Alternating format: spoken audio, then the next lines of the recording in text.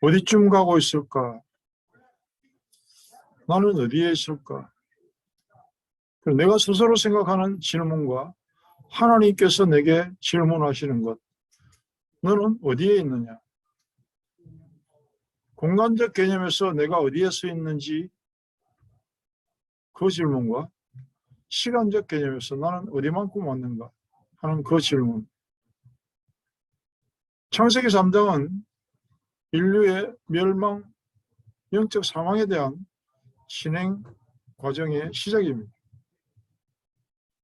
창세기 3장에서 언약을 놓친 그에 대한 족보가 창세기 4장 내용입니다. 가인의 후손. 우리가 살인자, 범죄자 이런 것들이 나오면은 뭐 영화나 뭐 웹툰 같은 데서 그런 게 나오죠. 가인의 후예다. 범죄자의 대명사 가인이라는 이름이 있습니다. 인류 역사에서 문명과 오락과 인간의 멸망에 대한 어떤 진행도 창세기 4장에 보면 적나라하게 나와 있습니다. 우리가 진짜 믿음으로 살고자 한다면, 하나님의 말씀대로 살아가고자 한다면, 어떤 의미에서는요, 우리가 이 세상에 살면 안 되고, 아니면 아미시 마을 펜실베이니아에 있는 사람들처럼 2차 산업혁명 이전의 사람들처럼 전기도 쓰지 말고 그냥 등불 켜고 마차 타고 다니는 사람들. 우리 이제 한번 시간 나면 가보자고요. 지금은 많이 변했지만 하여튼 그 사람들은 그렇게 살아요. 세상 문명과 단절하고 살아요. 인터넷, 크레딧 카드, 뭐 디지털 문화, 지금 뭐 메타버스 그런 거를 전부 다 거부합니다. 뭐 그걸 전부 다 또 사탄의 활동이다, 공작이다 이렇게 하면서 뭐 영상도 보내고 이런 사람도 있는데, 뭐 그렇다면 우리는 첫째, 우리가 잠시만 없어도 못 살 것 같은 휴대폰 쓰지 말아야죠. 셀폰을 쓰면 안 돼요. 완전히 사단의 이 작품이잖아요. 그렇게 해석하자면 문명의 혜택을 사용해야 되고, 자동차도 타면 안 돼요. 걸어 다니거나 마차 타고 다니거나 그래야지. 우리가 뭐 그렇게 살아도 못 살 건 아니잖아요. 전기, 전화 뭐 일체 없이 사람이 못 삽니까? 살 수 있어요. 우리가 알아야 할 것은 전기나 전화나 인터넷이나 이 모든 것들이 우리가 사용해야 될 방향이 있고 불신자들이 사용하는 방향이 따로 있다는 겁니다. 우리는 비행기 불신자들이 만들어 놓은 거 타고 다니면서 전도하고 선교하는데 사용하는 것이고, 전화기, 인터넷 좀 더 빠르게 복음을 전하는데 사용하는 것이고, 하나님의 질문에 대하여 우리가 도망가거나 회피하는 것이 아니고, 어디에 있느냐라고 물으실 때에 뭐라고 대답할까요? 아담은 어디서 하나님의 음성을 들었냐면 숲속에 숨어버렸어요. 어디에 있느냐? 어디에 있느냐 이러면 지금 여기 있는데요. 하나님 아시잖아요. 이래야 되는데 어디 있느냐 이러니까 우리가 벗었으므로 두려워하여 하나님의 낯을 피해서 숨었나이다. 누가 너를 벗었다고 흉받냐? 누가 가르쳐주냐? 사탄의 말을 듣고, 사탄이 역사하는 뱀의 말을 듣고 눈이 밝아졌는데, 영적인 눈이 밝아진 게 아니라 육신의 눈이 밝아졌어요. 전에는 몰랐는데 이제 보니까 벌거벗고 있는 게 창피해요. 그리고 도망갔어요. 그리고 도망가서 숨었을 뿐만 아니라 인본주의의 출발입니다. 무화과나무 이파리를 가지고 엮어서 치마를 만들어요. 가렸어요. 왜 그 길을 가려야 되죠? 그 생각이 들었기 때문에 그래요. 우리가 지금 옷을 입고 있는 게 뭐 어지간히 뭐 패션이 어쩌고 하지만 그때 시작되었다는 사실. 근데 무화과나무 이파리로 옷을 만들어 입으니까 한나절 가면 또 만들어 입어야 돼. 요즘 우리가 사는 인생의 현장을 보는 거잖아요. 돈을 벌고 집을 사고 영원히 살 줄 알았는데 아니야. 잠시 잠깐 오면 떠나는 거예요. 하나님이 그래서 짐승을 잡고 피를 흘리고 가죽 옷을 만들어 입히고 여인의 후손이 나타나서 뱀의 후손의 머리를 박살낼 것이다 라고 하는 원시 복음을 선포하십니다. 인간이 창세기 3장으로부터 생긴 게 핑계와 변명이에요. 왜 그랬니 이러면 내가 잠시 실수했습니다 이러는 게 아니고 왜 그랬니 이러면 하나님이 여자를 만들어 주는 바람에 저 여자가 나를 꼬셔가지고 여자한테 물어봅니다. 넌 왜 그랬어? 하나님이 만들어 놓은 뱀이 원래 얘가 잔머리를 잘 굴립니다. 얘가 나를 꼬셨는데요. 뱀한테는 안 물어봤어요. 왜? 사단이 역사한 걸 하나님은 아시니까 바로 저주해버리죠. 어디에 있느냐? 하나님이 물으십니다. 지금 우리한테. 너 어디 있어? 너 말씀 안에 있어? 너 그리스도 안에 있어? 그걸 물어보신다니까. 인생의 모든 저주가 그렇게 변명과 핑계의 연속으로 시작되었어요. 남의 탓하고요. 심지어는요. 하나님 탓하잖아요. 하나님이 만드신. 그러면 나는 어디에 있을까요 지금? 매일 우리가 질문해 봐야 될 내용입니다. 하나님의 음성을 대신해서 우리가 나는 지금 어디에 있지? 나는 어디만큼 왔지? 거기에 있는 그림이 이번에 가서 뭐 한 번 들은 이야기도 아닌데 번에 받은 내용의 결과일 수도 있습니다. 그리스도를 통해서 늘 하나님을 만나는 내가 안 되면 내가 뭐 하나 만듭니다. 그 만든 게 기도일 수도 있고 구제사업일 수도 있고 착하게 사는 것일 수도 있고 뭔가를 하나 만들어서 그걸 통해서 하나님을 만나겠다고 애를 쓰고 발버둥을 치게 되는 겁니다. 그런데 그 방법으로 만나는 하나님은 하나님이 아니라는 사실을 알아야 돼요. 어떤 사람은 저는 예수 믿는다고 하나님 믿는다고 막 하는데 가만히 들어보면 그가 믿는 하나님은 하나님이 아니야. 창세기 3장에서 설명하고자 하는 말씀은 야고보 말씀처럼 욕심이 잉태한 적 죄를 낳고 죄가 장성한 적 사망이 된다. 멸망을 이야기합니다. 너무 당연한 원리를 이야기하는 겁니다. 공간적 개념과 시간적 개념에서의 점검으로 나는 어디에 있는가? 나는 어디만큼 와 있나? 내 인생 얼마나 남아 있을까? 점검해 보라는 거예요. 한 500년 살 거라면 한 100년쯤 연습해도 돼요. 안 그렇다는 거 우리가 잘 알잖아요. 이번에 나는 멕시코라는 공간에서 선교 제자들과 만나서 또 나를 돌아보았습니다. 이번에는 뭐 차로 가는 데긴 해도 전 같으면 당연히 한 번쯤 운전도 해주고 이랬을 텐데 그럴 만한 컨디션은 안 되니까 그냥 편안하게 옆자리에서 타고 잘 다녀왔는데 그래도 피곤하긴 하더라고요. 어쩌니 잠을 많이 잔 걸 보면 많은 사람을 만났어요. 다른 교회 사람들, 다른 나라 사람들, 심지어는 이제 수업이 시작되기 전에 어떤 친구가 와요. 그래가지고 영어도 못해 얘는. 손짓 발짓으로 나한테 오더니 뭐 보여주겠다고. 뭔데 이렇게 전화기에서 사진을 보여줘.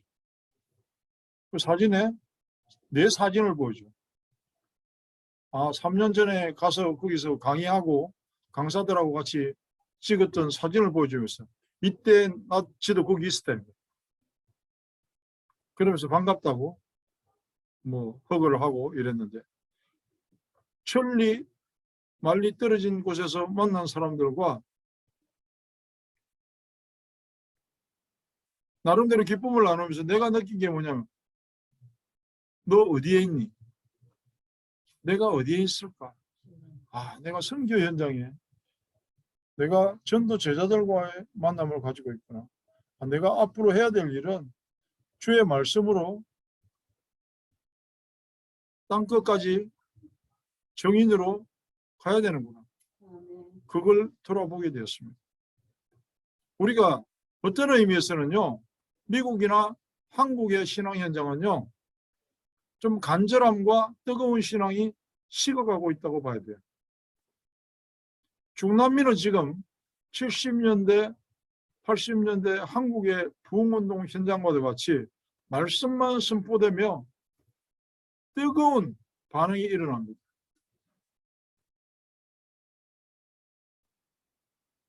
박수를 치고 아멘 소리가 간절하고 비행기 타고 아직은 막 복음 들으려고 오고요. 그걸 보면서 또 나는 질문을 해봅니다. 나는 어디에 있나? 그리스도 안에서 나는 어디에 있나? 정말 나는 그리스도를 통해서 하나님을 바라보고 있는가? 오직 예수를 부르짖으면서 그리스도라고 하는 분명하고 확실하고 하나밖에 없는 통로를 통해서 내가 하나님을 바라보고 있는가? 그렇게 되지 않으면 결국 뭔가 수단을 만들어내거든요. 우리가 통로를 만들고 합리화를 시킵니다. 내가 이렇게 착하게 사니까 하나님이 나한테 복을 주실 거야. 그걸 보고 종교라고 합니다. 종교, 선행, 구제. 우리가 마태복음 16장 16절에 나오는 에레미야도, 엘리야도, 세례 요한도 그들을 통해서 하나님을 만날 수가 없다는 사실을 알아야 돼요. 나도 모르는 사이에 이상한 쪽으로 빠지게 만드는 것이 내가 만든 수단, 내가 만든 방법. 그걸 보고 창세기 3장 상태다 이렇게 얘기합니다. 욕심이 자라고 사망에 이르는 그 진행. 종교라는 이름으로 하는 대표적인 착각신앙. 그걸 보고 착각신앙이라고 그래요. 내 입맛에 맞는 대로 하나님을 바라보고 내가 세운 목표를 추구해 나가는 것. 그게 사탄의 방법이고 사탄의 전략입니다. 우리는 올해 2022년도에 믿음으로 세상을 이기는 출발을 하자고 말씀을 받았고 완전한 하나님의 그림을 하나씩 하나씩 찾아나가는 진행을 했습니다. 그 내용이 성전, 말씀, 예배. 유일한 우리의 수단입니다. 그리스도라고 하는 열쇠. 이 말씀을 묵상하는 중에 다음 메시지도 받았는데 진짜 축복의 열쇠는 누가 가지고 있는가? 자, 오늘 한번 예배 중에 잠시 스스로에게 질문해 보십시오. 하나님의 음성을 들었는가? 오늘 하나님께서 내게 주시는 음성은 무엇인가? 아담을 부르시고 엘리야에게 질문했잖아요. 엘리야야, 너 지금 여기서 뭐하니? 베드로와 제자들에게 들려지던 그 질문이 오늘 내게 들려올 때 내가 어디에 있는지, 나는 무엇을 하고 있는지 대답할 수 있어야 됩니다. 엘리야를 부르시고 너 여기서 뭐하냐고 물으시는 하나님이 몰라서 그러시는 것은 아니잖아요. 답을 주시려고 이미 그려놓으신 완전한 그림을 보여주시려고 세미한 음성으로 질문하셨단 말이죠. 내가 어디에 있는가? 질문이 들려올 때 대답할 한마디는 예, 나는 여기에 있고 나는 이만큼 이렇게 살아왔습니다. 내가 그리스도 때문에 그리스도를 인하여 오직 그리스도로 하나님과 함께 온전한 성령의 인도를 받고 나가는 데서 잠시 삐뚤어졌습니다. 잠시 벗어났습니다. 그렇게 대답하는 것이 정답이에요. 아멘. 그렇게 대답해야 돼요. 하나님은 오늘도 분명히 그렇게 우리를 향해서 질문하셨을 겁니다. 현장을 볼 때마다 제가 확인하는 것이 뭐냐 하면 환경과 조건을 넘어서서 하나님이 만들어 가시는 사람들, 렘넌트들이 왔습니다. 그들의 조건을 내가 아는데 그리 썩 좋은 환경과 조건이 아님에도 불구하고 정말 내가 본받고 싶을 만큼 멋지게 특별히 그들이 엎드려서 뭐 예배를 드리고 막 기도를 하고 막 하는 것도 아닌데도 불구하고 그 아이들의 행동을 통해서 보이더라고. 성령의 임재가. 우리가 그리스도를 통해서 그리스도 안에서 하나님의 음성을 듣고 하나님을 만난 사람, 복음의 체질이 된 사람, 정말 전도 선교 복음 제자로 제 자리를 찾아가는 것, 말씀으로만 가능합니다. 그래서 우리는 오늘도 예배를 드립니다. 바라기는요, 새벽기도 드리고 수요 예배, 금요 예배, 매일 예배, 뭐 따로 또 모여서 성경 공부 그렇게까지 안 하더라도 우리가 하나님의 말씀을 붙잡고 하나님의 음성을 들으면서 모든 현장에서 나를 확인하면서 나가는 한 주간 되기를 축복합니다. 아멘. 하나님 감사합니다. 바다마 어디에 있느냐라고 질문하신 하나님의 음성이 오늘 각 사람의 심령에 들려지기를 소망합니다. 기도 속에서 하나님의 음성을 듣고 말씀을 묵상할 때, 그리고 예배를 통해서 들었던 말씀이 생각날 때 하나님 앞에 온전히 그리스도라고 대답할 수 있기를 기도합니다.